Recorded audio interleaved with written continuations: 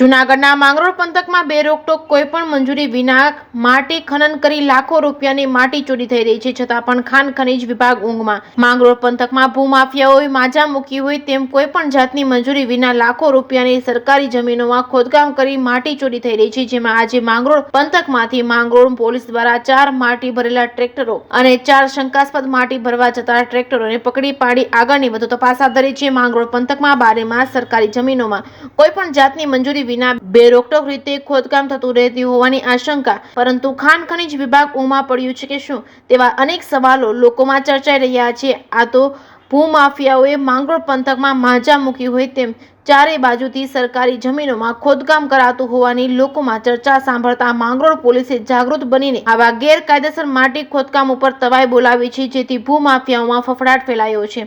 જે કે ગુજરાતી સાથે પ્રતાપ સિસોદિયા, માળિયા હાટીના।